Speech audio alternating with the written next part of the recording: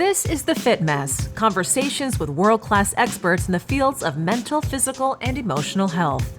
In this episode, it seems as though that the success formula for most people in the United States is build up a successful business and then fit life into what's available.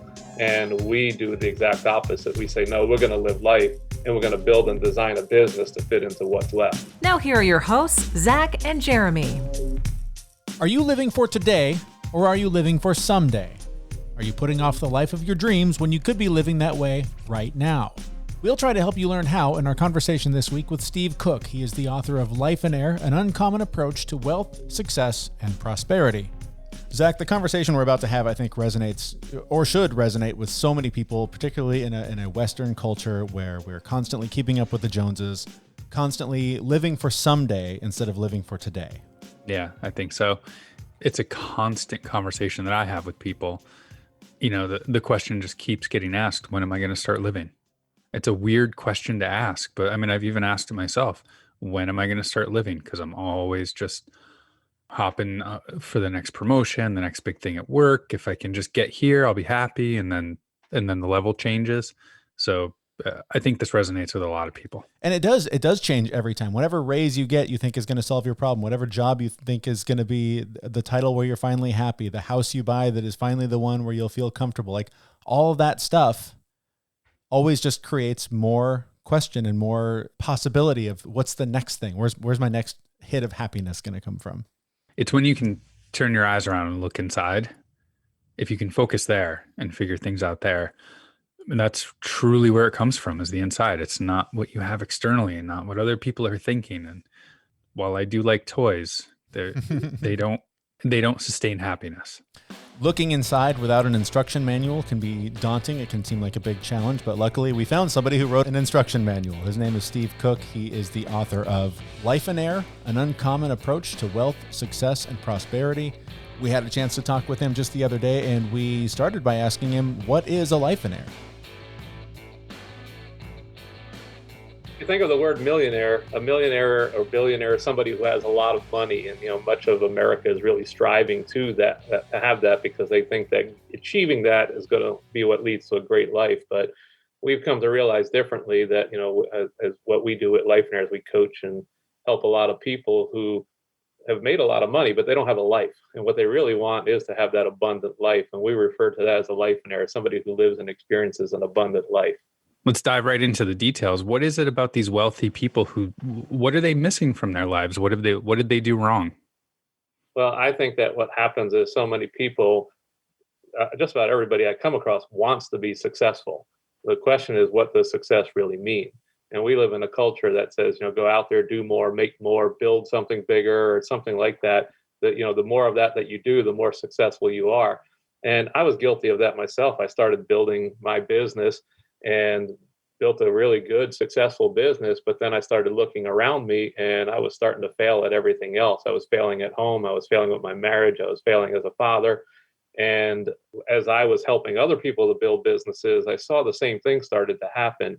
And then I was honest with myself. I said, this isn't the way it's supposed to be. And all these people, when they came to me and they asked me to help them to be successful, they all originally told me, well, I want to provide more for my family. I want to be able to have a great life. I want to spend more time with them. And the exact opposite was happening. And I realized something needed to change. That's one of the concepts that you talk about, is the idea of balance as we know it being pretty much nonsense. It's not the thing that we're constantly striving for, that perfect day where everything's in alignment and everything goes the way it's supposed to, just isn't possible. It's not reality. So how do we create a sense of balance that is a little bit more healthy than the one that we are told that we should chase after? It is something you might experience it for a day or so here or there, but to experience it consistently day after day for the rest of your life is not realistic. I think for what we do at Lifeonaire is we really help people to develop a vision for their life. They need a baseline of what is balance. Most people never take the time to really think about what they actually want their lives to look like. And that's the majority of the people who do come to us. They know what they want their financial picture to look like. They know what they want their business to look like, but they have no idea and have never taken the time to think about, what do I want my life to look like? So we help them to develop a vision for their life. And, at the end of the day, It seems as though that the success formula for most people in the United States is build up a successful business and then fit life into what's available.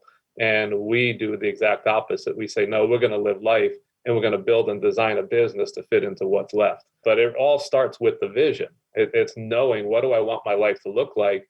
And then that becomes your baseline for knowing whether or not, how far out of balance you are. But when you don't have that, most people end up just knowing they don't like where they're at. It doesn't feel good, but they don't even know where to go with it. They just know something needs to be fixed, but they don't even know what direction to go, because they never took the time to think about, here's what I want to be. This is the person I want to be. This is how I want my life to look. Being in that spot myself a few years ago, I was very stuck. I didn't know what to do. I knew something was wrong. I was making plenty of money and I still wasn't happy. Things weren't working right. When people are in that moment and they don't know what to do and they don't know what next steps to take, what are some of the questions that they can ask themselves to try and help find that vision? Well, I think that's really just sitting down, being honest. And we do take people through a vision writing process, and we don't have to coach everyone, but it is, what do you want out of life? And we have them address all different parts of life. What do you want your family situation to look like? What do you want your marriage to look like? Your health, your spirituality, your hobbies. But we have them focusing on everything but money, on everything but their career. And we ask them to ask those questions of themselves as if you had all the money in the world and money was of no object. How would you live life? And the interesting thing is, when people do write out what they want their life to look like, and then they look at it, if they were living the ideal life, most of what they want to do doesn't cost anything. Yet they put it off until one day when they have more.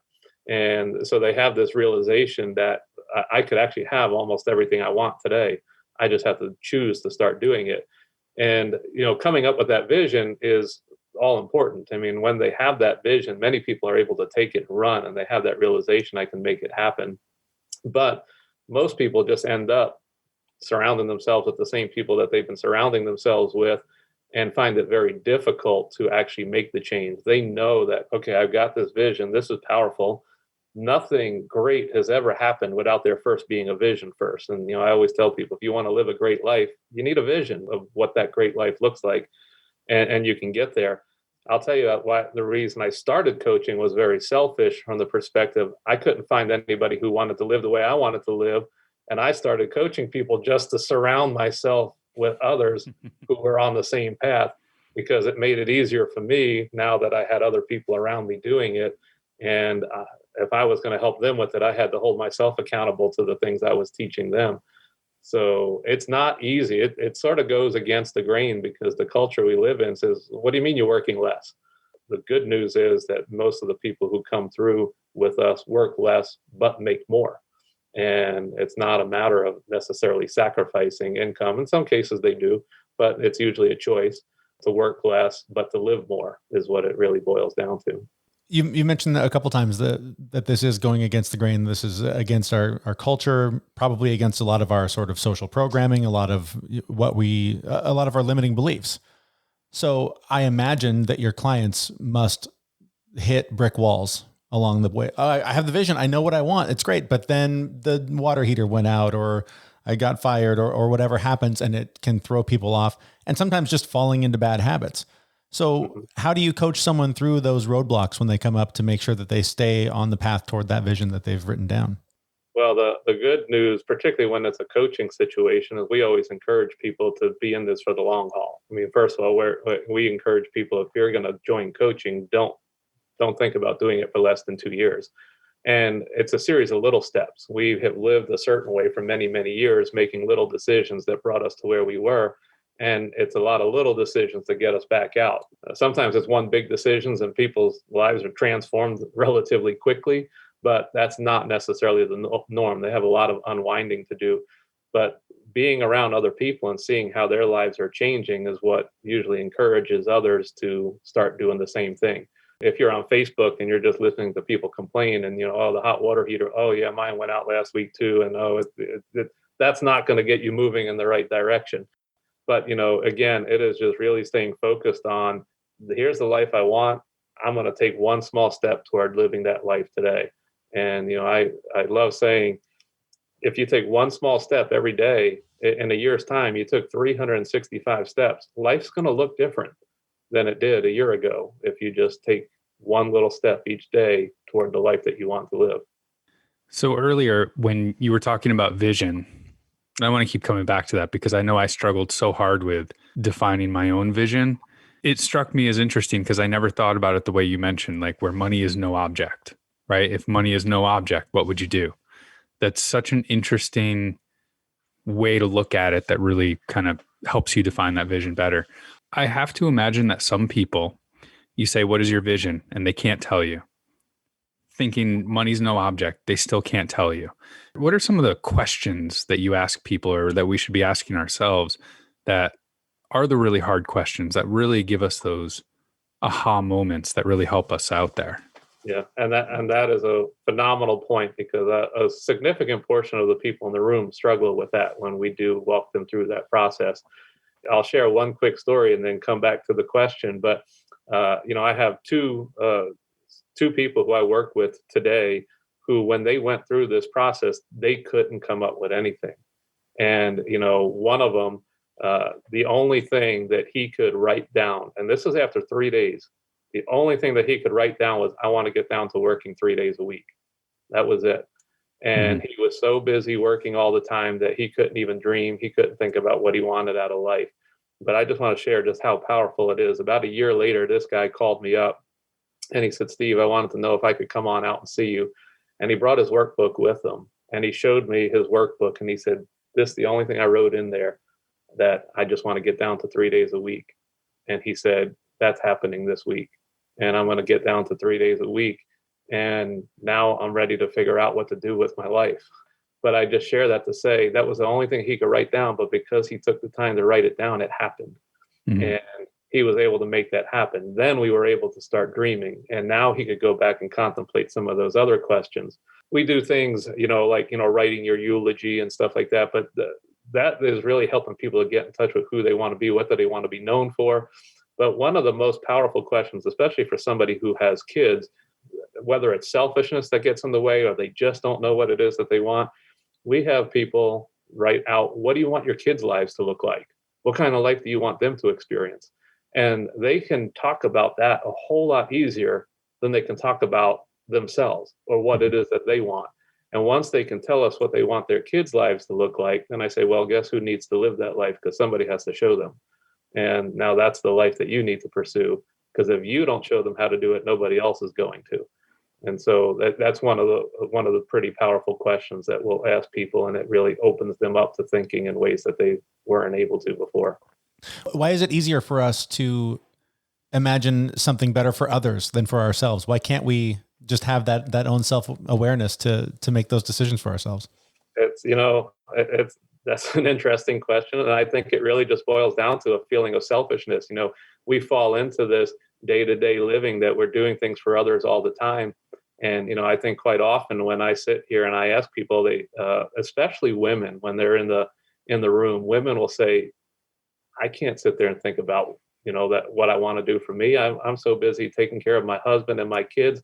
It just seems wrong that, I would take a day off for myself, and they struggle with that. And I think that's the good side of us. I mean, it's our desire to want to be there for others and to serve others and to do that. But that can get tiring. Sometimes, we need to do something for ourselves so that we're better for others.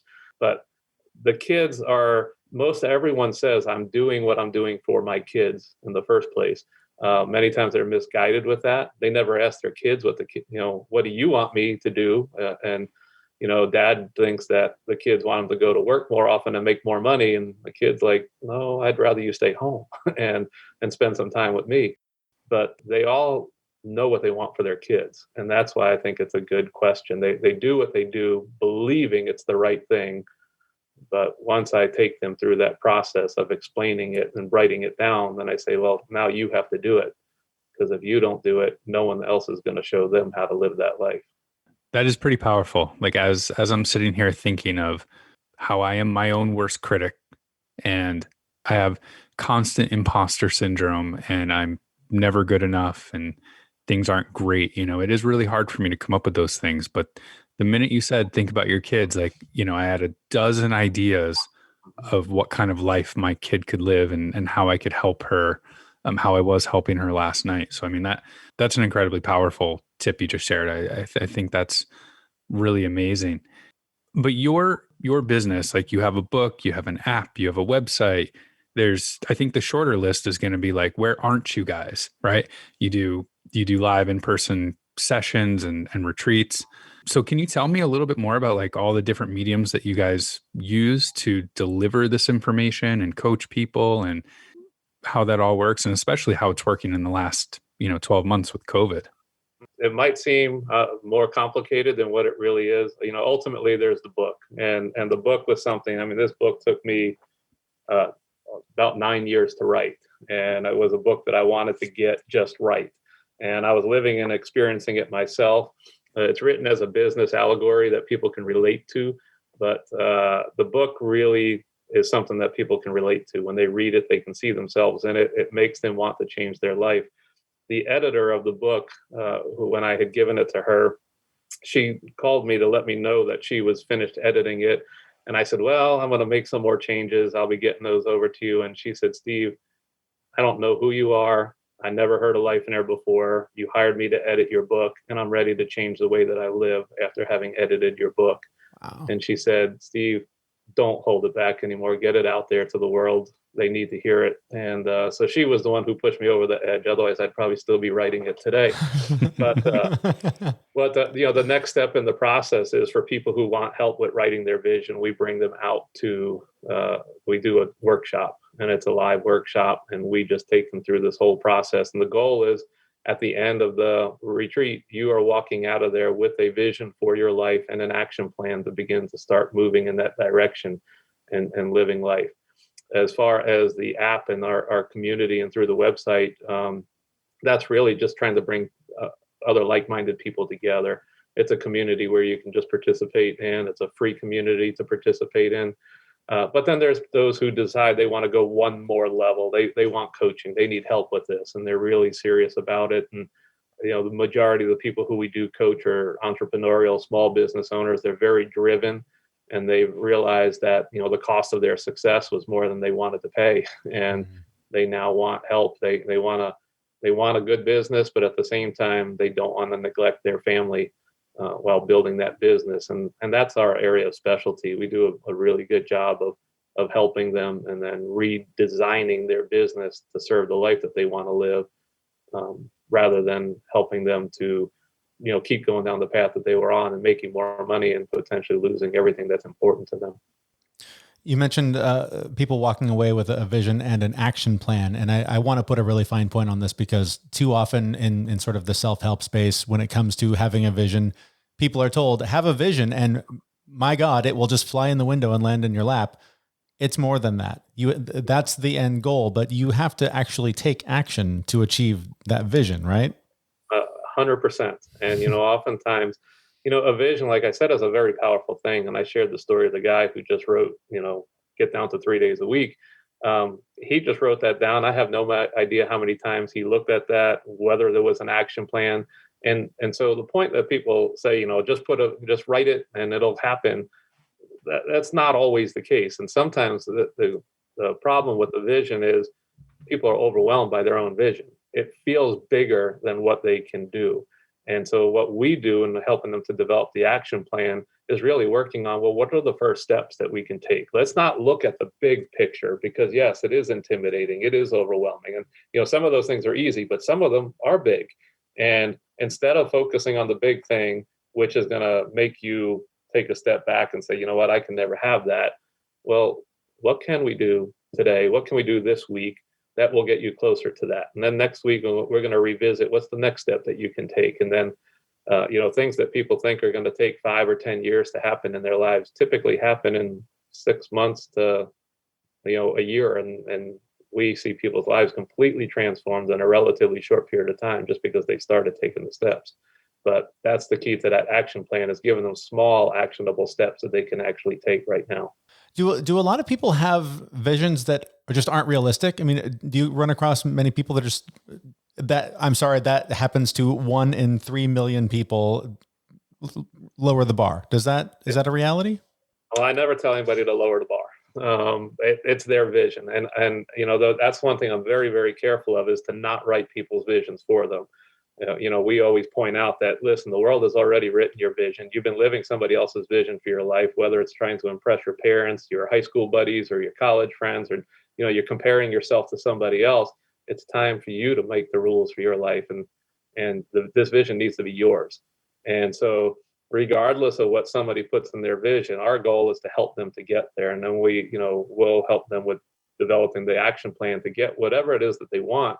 We let them come to the conclusion sometimes that it's unrealistic, that this is not what I really want. And we do see people go through different phases of their vision. Sometimes their first phase of writing their vision is usually what they want. And it's the things and the stuff. And shortly thereafter, they start switching to what do they want to experience. And, and we see this progression. And then after they've been through experiencing a bunch of things, their vision usually transforms into who's the person that they want to become. And then finally they end up, how do I want to give back? How do I want to make a difference? And we oftentimes just see that progression. And some people move through that very quick as far as their vision. But we want that to be a process of self-discovery. We don't write that for them. And our goal is, regardless of what their vision is, we'll challenge them and we'll ask them, why do you want that? So as a quick example, I did have a guy that young wanted a boat. And he wanted a 42-foot Sea Ray boat, to be specific. And I said, well, how much does that boat cost? And he said, well, it's about $550,000. And so I thought, okay, this is going to be hard. And so I said, do you really want to own this boat? He said, yeah. What's wrong with me having the boat? I said, there's nothing wrong with having the boat. And as I dug deeper, I said, well, what do you want the boat for? What are you trying to accomplish with the boat? And he sat there and he thought about it for a little bit. And he said, I remember one time when I was 19 years old, I got invited to go out on a boat with some people. And that day was just an incredible day. We all just had a ball. And he said, I remember the guy who had that boat, one who invited us all out. I just wanted to be like him. And I wanted to be that provider of fun that he provided for everybody else. And then I said to him, I said, so what you want to do is you want to be the provider of fun. You don't necessarily need to own the boat. I said, so is there another way? I said, what could you rent that boat for? He said, I don't know. I could probably rent that boat for about $2,000 a day. I said, well, how long is it going to take for you to get the $550,000 you need to buy that boat? He said, oh, probably a very long time. I said, how long is it going to take for you to come up with $2,000 to rent the boat for the day? He said, well, I could do that this weekend. I said, so you're putting off living life, doing the thing that you really want is to be the provider of fun. You could do that this weekend. And so in challenging him, he came to realize, you know what, it's not the boat that I want. And what I really want to do is just be able to create those opportunities to have fun and make memories and stuff with my friends. And I'm able to do that right now. I don't need to wait till someday that might never come. And I'm sure that leads to, oh, I don't need a $500,000 boat. I need a $400 bouncy house, like, in order to provide that fun, right? Exactly. That I can rent and have somebody else set it up and take it away. And that's key. You mentioned earlier how these visions they take less time than we originally, think they will. And I can certainly say that I fall for that in just everyday things, right? I estimate something's going to take me 2 hours and it takes me 4 minutes. But because it's 2 hours, I procrastinate it for 3 weeks. Mm-hmm. But I am curious, so there, you just gave us one example, but, I'd love to hear a couple of examples that stick out in your head of a vision that somebody wrote down and then got there in way less time than they thought they would get there. Well, I'll tell you, oftentimes it revolves around travel. We live in a world that, hey, let's face it, it's get out of school, go get a job, work hard for 30 to 40 years, make enough money, and then retire, and then you get to travel the world. And, unfortunately, we all think that just because that's what we see, it's the way most of the world that surrounds us is living, that's when you get to live life. That's when you get to start doing things. And we challenge people with it, and we say, well, why? why do we have to wait that long? I mean, first of all, that day might never come for us. And what a shame that would be if, we worked 30, 40 years and then that's it. It's over. We never got to really enjoy it. But why can't we enjoy that today? And so for me, and one of the ways that I really challenge myself is I want to experience that with my kids. I want to experience it right here and right now. So I'll share a quick story since you wanted a specific one. I have a guy, the first time that he came to me, he was 28 years old and very, very driven, married, had 2 kids at the time. His wife was ready to divorce him. And when I had met him, and he didn't tell me that, I found out from her later. But he came and I was really challenging him, and he wanted to just get bigger and better with his business. He wanted to do more, and she was already feeling disconnected, like this was going in the wrong direction. Well, when he came to me, I was telling him to focus on doing things in his business that would free up more of his time. And he came home from the event and his wife said, okay, so what'd you learn this time? And he said, he told me to work less and to spend more time with my family. And she said, really? I want to know and I want to hear more about this. And so they actually came out to one of our workshops a few weeks later and they brought some friends with them. And that was just a transformational event for them. It completely turned their lives around. They're one of the greatest couples that you'd want to see, but he was working and working and working and working, hoping that someday, he'd make enough money to where they'd be able to retire and they would be able to travel. Well, he's 33 years old today. They spend 6 months of the year on the road traveling. Most of the time I support a school down in Guatemala, but he has become extremely involved with that. They are spending anywhere from 4 to 6 months out of the year in Guatemala. They've had another child and adopted 3 kids. They have 6 kids. They travel all around the world. He's actually now the president of that nonprofit. But the whole point with all of that is this was a kid who was doing the same things that his parents had done. And it was work, work, work. So someday I could enjoy life.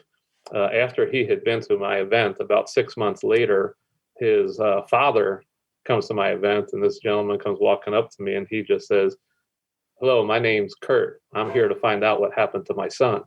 And he said, because we're in business together and he used to work all the time. And every time, we would sit there and do things. Now he doesn't seem to have time to work. He still gets his job done, but he's spending all this time with his family. And I want to know what happened to him.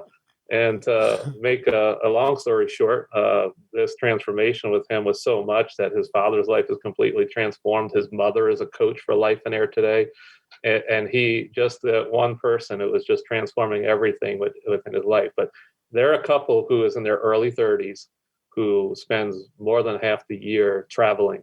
And they came to realize that if we want to travel, we just need to structure our lives in such a way that we can do that and not buy into the lie that we have to be 50, 60 years old when we do that. And he really bought into one thing that I really love. I want to travel, but I want to experience it with my kids. I don't want to, when I'm 60 years old and then they're grown-ups with their own family, send them postcards and tell them how great traveling is. I want them to experience it with me today. So my 15-year-old's probably been to 31 different countries at this point and traveling with us. And my 10-year-old's probably been to about 12 to 14. So wow. we want them to experience the same things. That's so great. All right. So I'm ready to unplug from the matrix. I'm ready to follow your advice and create a vision for my life. Where do I find out more about this and get your help and your free book? Start out with reading the book. And, even when people do just come to me and say, Steve, I'd love to get coached by you, I say, before you even do that, read the book, go to one of the events, make sure it's a good fit for you. It's not going to even cost you anything for the book. You can go to lifeonaire.com and download a free copy of the book. Our goal is to just get the message out there. I've been very blessed. We've had a great life, but the more people I can get to read this book and it does a great job of communicating the whole message. And whether or not somebody wants to take additional steps after that, they can make that decision after, having read the book and experienced more of who we are and what we do. Well, it's important work you're doing and appreciate you taking the time to talk to us today and best of luck moving forward. Well, thank you. Thanks for having me.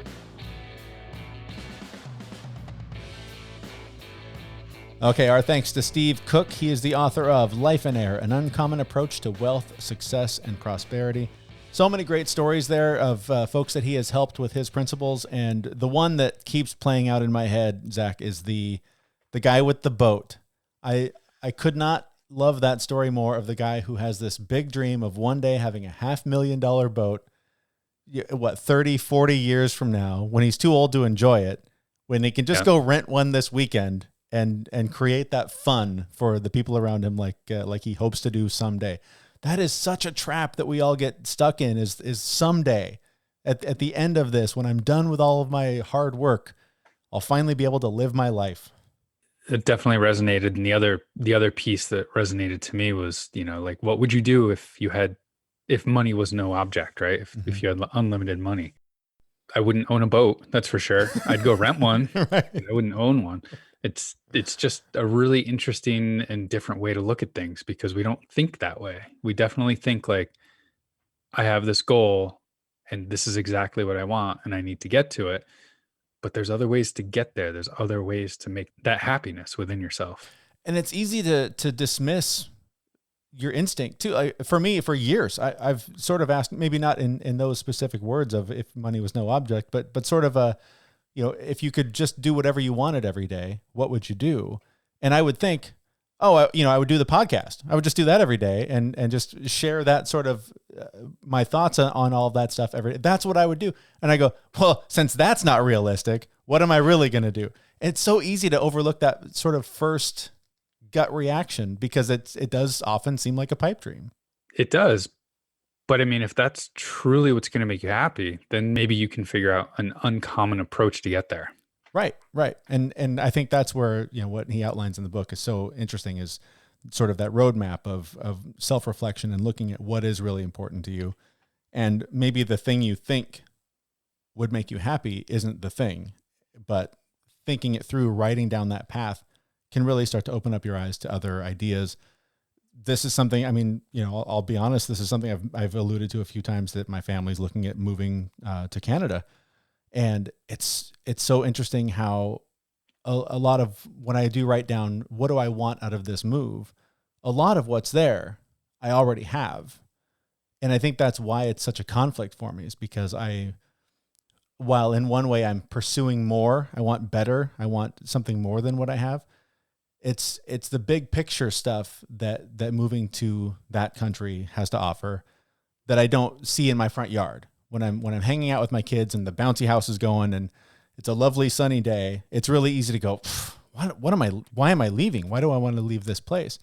Yeah. But then other elements will creep in, just the social things that are happening in our country, things that happen right outside my door at night. Like there's things about where I live that I don't enjoy. So it is easy to want to give up on sort of the end goal. And that's where what he talks about with the vision is so important, is to have that sort of bigger, better offer, that big goal that you're working toward, because the small things and getting tired and whatever obstacles come up, those are going to make it really easy to want to quit and to make the path a lot more difficult along the way. And wanting to quit, it's so hard to fight against that temptation. I fight it every day on some level, whether it's what I'm eating, how hard I'm working out or not working out. I wake up ready to take on the day and I get out my journal and I write out all this stuff. 6 or 7 o'clock comes around and my brain's exhausted, my body's exhausted. And that's when it's really easy to just throw in the towel and go, what's the point? But again, like taking it apart to figure out what it is that truly makes you happy will help you in that arena. So my whole life had been around my career until, through a choice of my own, I switched to a new job, and my self-identification with my career was gone. And I had to really go deep and figure out what was important to me. And, that got me to the point where I could say, well, family is the number one thing for me, which means number 2 needs to be health, because I need to stay around long enough for my family, which means number 3 has to be work so I can provide for my family. But it really just allowed me to prioritize the important things, knowing that those things are going to make me happy, like true happiness, right? Because It's rare that a job that you don't think about actually makes you happy.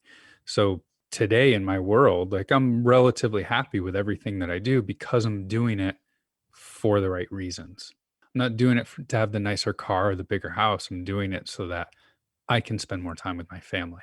That sounds familiar to me too, because for so often my ego was wrapped up in my job, a job that I sort of fell into and, and got good at and established a reputation and all that. But I also added a lot of stress to that. I mean, the amount of anxiety and stuff that I put myself through for a job got to a point where it was unreasonable and got to a point where I needed therapy. And finding the therapist I did literally turned my life around. He introduced me to meditation. It got me into a situation where I started biking all the time.